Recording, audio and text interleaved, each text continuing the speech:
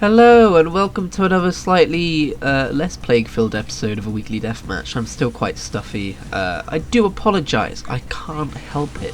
Stop criticising me. That intro went weird, as they normally do. But hello, yes, welcome to another episode. Today's episode, I've only considered one thing to talk about so far, and that's Avatar: The Last Airbender. Normally, I'm talking about games I'm playing on this series.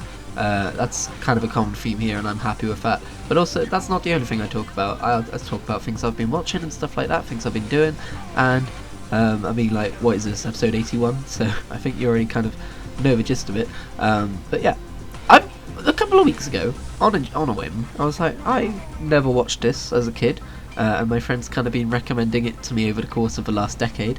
So I was like, sure, fuck it, I'll watch it. Like, I just needed to go to, like, I'm not the kind of person who needs to watch something to go to sleep, but I was having trouble sleeping and I was bored and I was getting in my own head about stuff, and I was like, hey, I'm just gonna watch something new because I had nothing to watch at that moment.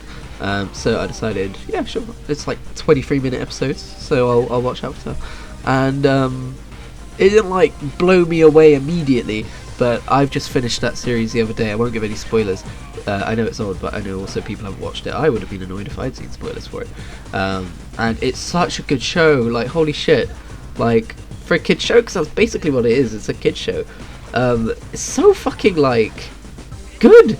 I mean, I've written a way more cohesive and put together thing about this. I wrote a review about it. It's in the description if you want to go ahead and read it. But off the top of my head, the things that impressed me most about that show was the character development, the respect to continuity, the kind of emotional storylines, even though it's a kids show kind of a thing. Although I should say young adult fiction, really, because that's what it is. And it's, for me, it's like a welcome reminder that young adult fiction is perfectly valid, like, no matter what age you are, as being a good medium of fiction. And it's just so good. I've been thinking about it, like, I must have finished it about 24 hours ago, and I'm still fucking thinking about it. It's so good. And I need to watch Legend of Korra, but that's not on Netflix, that's on Amazon Prime. Actually, that's what I could talk about. Yeah, it's on Amazon Prime, and I didn't cancel, but I didn't renew my Prime after it ended because it was expensive and because Jeff Bezos is a human ballsack. But I did I will get a SIM card thing, because I was like, I hardly use Prime Video anyway, I wouldn't miss it, and hilariously now I am missing it. But when I get my new SIM card in January, I will be paying £11 a month less for, okay, so my current thing is 500 megabytes a month, which is awful, but I didn't get it for the data contract, I got it for the Pixel 2, which is mostly what I was paying for monthly. But my new contract, when I get it, if it's still there, should cost me £11 less a month. Give me 25 gigabytes a month, which is, 24.5 gigabytes more than previously. And also I'll be able to choose from a number of benefits, one of those benefits being... I just saw that's where the quad damage is. I'm an idiot. Anyway, I just saw that one of those benefits is Prime Video. So I'll be getting it that way for less money than I'm already paying for my standard phone contract a month, but I've got to wait till January. But that's very exciting to me. And I mean, it probably still goes towards Amazon in some way and still supports them, but what are you going to do? Lately, though, what I've been playing, because we're talking about games now, great segue, is World of Warcraft, because as I went on about at length at last week's weekly deathmatch video, I need to blow my nose, hang on. Shadowlands is extremely exciting, and in true Christian fashion, rather than being mostly, I mean, I am excited about the expansions, continent and story and everything, I'm actually hugely excited about that, but in true Christian fashion, the thing I'm most excited about is one of the lesser features, which is the revamped alt character experience. So I've been leveling my Horde character up because I never got a max level Horde character in that expansion. I typically don't, actually. I've been trying to get back in...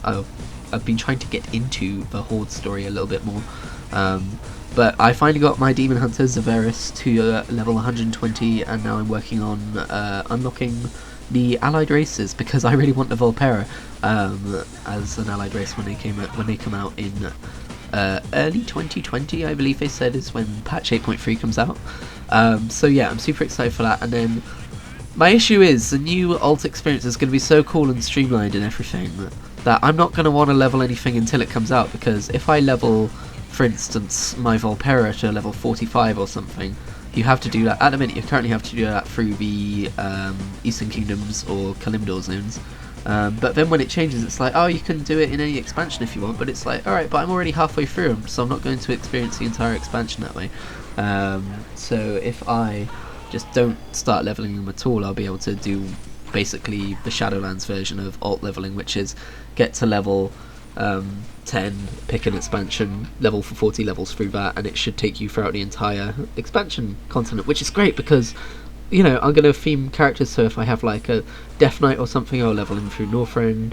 If I have a Shaman, I'll level him through Cataclysm and all of that kind of stuff, and I'll be able to go through and experience some of the stuff I've missed or that I've only done once, and I can't wait. And you know what, the one I'm most excited to level through is Warlords of Draenor, because everyone hated that expansion so much that they've forgotten that it was the best leveling experience out of, well, I mean, it's the best leveling experience I did, really.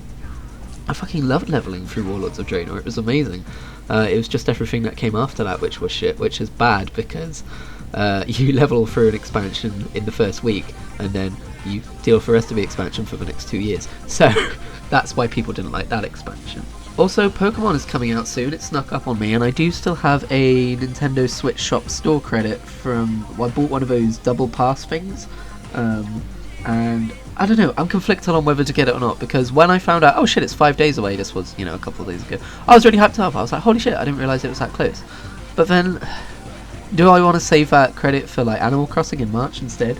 Because, I mean, I'm not one of those people who's like, bring back the national decks! Like, I understand why people are upset about it, but I also think they've kind of taken it too far and they need to move on with their lives a little bit. But also, like, I don't know, like, there's a lot of things about that game. It's like, I haven't loved most modern Pokemon games. The ones I usually love are the remakes. Like, I quite got into Let's Go Eevee Edition for a while there. My favourite Pokemon game is Soul Silver, and my kind of first one that really got me into it was Leaf Green. So they're my favourite ones. And the newer ones, I'm always like, like, I get excited about them when I see them, and then I just can't get into them. So, like, I think I've done the first island on Pokemon Moon and not touched it since. I did beat Pokemon X, but I never really did any endgame stuff. Not that there was much endgame stuff to do. But I know a lot of people aren't happy with fucking Sword and Shield for lots of other reasons as well. But I don't know. I might get it, I might not. I'm very on the fence about what to use that Game Pass, it's not called Game Pass thing, but you know what I mean, that token voucher thing, on. Anyway, I was going to use it on Dragon Quest XI, but I was playing through the demo before I did that, and I fell off of playing the demo. It was really good, but I just have the attention span of it. I've been sat here for like 2 minutes trying to think of a decent metaphor, but I can't think of one. Just to give you an indication of how well my brain is functioning today. But yes, that's been this week's episode of Weekly Deathmatch. A little bit all over the place, but some of them are, so I mean, that's what you're here for, right? You're here for that overwhelming charm and just ruffian nonsense. I don't know, bye. Oh, it's just so good.